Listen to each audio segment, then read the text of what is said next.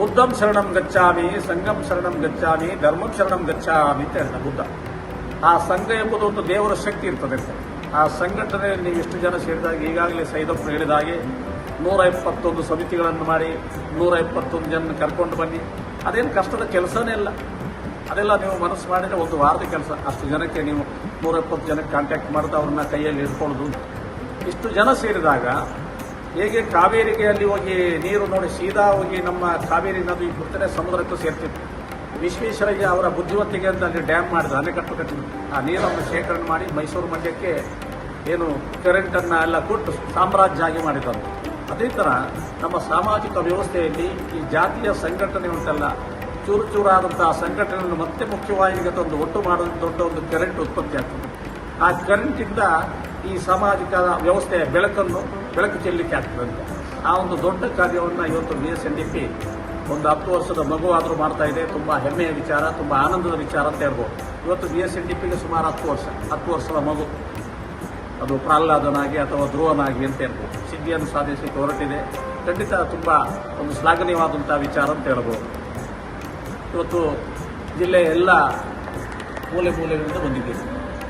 ಕೆಲವರು ಹೇಳ್ಬೋದು, ಕೆಲವರು ನಾವು ಹೇಳಿದ್ದೇವೆ ಸಂಘಟನೆಯಿಂದ ನಮಗೇನು ಲಾಭ ಉಂಟು ಅಂತ ಪ್ರಶ್ನೆಗಳು. ಒಂದು ಪಾಯಿಂಟ್ ಇಲ್ವಾ? ಒಂದು ಪಾಯಿಂಟ್ ಇತ್ತು.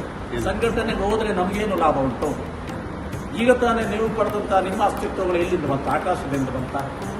ನಿಮ್ಮ ವಿದ್ಯೆಗಳಿರ್ಬೋದು, ನಿಮ್ಮ ಶರೀರ ಇರ್ಬೋದು, ನಿಮ್ಮ ವ್ಯವಸ್ಥೆ ಇರ್ಬೋದು, ಅದಕ್ಕೆಲ್ಲ ಪೂರ್ಣ ಒಂದು ಏನು ಗೊತ್ತಿಲ್ಲ ಕಾರಣೀಕರ್ತರಾದಂಥ ಅನೇಕ ಸಂಘ ಸಂಸ್ಥೆಗಳಿದೆ.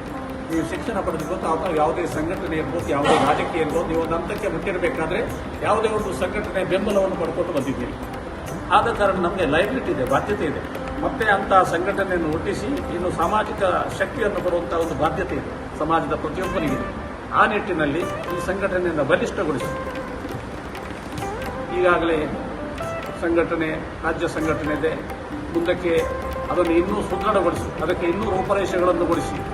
ನಾನು ಈಗಾಗಲೇ ಹೇಳಿದೆ, ಸೈದಪ್ಪರ ಮೆಡಿಕಲ್ ಇಂಜಿನಿಯರಿಂಗ್ ಮಾಡುವಂತ ಆಗಬೇಕು. ಶಕ್ತಿ ಬರ್ತದೆ. ನೀನೊಲಿದ್ರೆ ಕೊರಡು ಕೊನರುವುದಯ್ಯ ಅಂತ ದಾಸರು ಹೇಳ್ತಾರೆ. ಈ ಒಣಗಿದ ಮರ ಕೂಡ ಚಿಗುರು ಬಿಡ್ತಂತೆ, ಬಸವಣ್ಣ ಹೇಳ್ತಾರೆ. ನೀನೊಲಿದ್ರೆ ಕೊರಡು ಕೊನರುವುದಯ್ಯ ಅಂತ. ಆ ಭಗವಂತನಿಗೆ ಮನಸ್ಸು ಬಂದರೆ ನಿಮ್ಮ ಸಂಸ್ಥೆಯ ಮುಖಾಂತರ ಯಾಕೆ ಇಂಜಿನಿಯರಿಂಗ್ ಮೆಡಿಕಲ್ ಆಗಬಾರ್ದು? ಖಂಡಿತ ಆಗುವಂಥ ಸಾಧ್ಯತೆಗಳಿದೆ. ಅದಕ್ಕಾಗಿ ನೀವು ನಿಮ್ಮ ಸಂಘಟನೆ ಮಾಡುವಾಗ ಇವತ್ತು ಸಾಮಾಜಿಕ ನಾಯಕರನ್ನು ಬಳಸದೆ ಅಷ್ಟು ಸುಲಭ ಇಲ್ಲ. ಯಾಕಂದರೆ ಕಾಲಕ್ಕೆ ಸರ್ಕಾರಗಳು ಬರ್ತದೆ, ಸರ್ಕಾರದ ನಾವು ಸಹಾಯವನ್ನು ಪಡೆಯಲೇಬೇಕಾಗುತ್ತೆ ಪ್ರತಿಯೊಂದು ಕಡೆಯಲ್ಲಿ ಕೂಡ. ಅದಕ್ಕೆ ನೀವು ಯಾವುದೇ ರಾಜಕೀಯ ಪಕ್ಷದಲ್ಲಿ ಇರ್ಬೋದು, ಅದು ತಪ್ಪಲ್ಲ. ಒಳಗೆ ಬಂದಾಗ BSNDP, ಈ BSNDPಯ ಸಿದ್ಧಾಂತದ ಮುಖಾಂತರ ಇದರ ಒಳಗೆ ನೀವು ರಾಜಕೀಯ ಏನು ಗೊತ್ತನ್ನ ಪ್ರಸಾರ ಮಾಡಲಿಕ್ಕಿಲ್ಲ. ಬರೀ ನಾರಾಯಣ ಗುರು ತತ್ವವನ್ನು ಮಾತ್ರ ಮಾಡೋದು.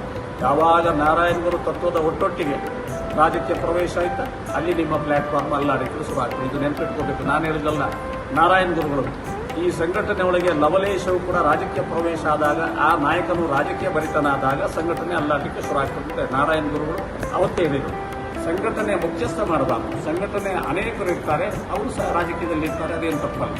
ಸಂಘಟನೆಯ ಮುಖ್ಯಸ್ಥ ಒಬ್ಬ ಭೀಷ್ಮ ಇದ್ದಾಗೆ ಇರಬೇಕು.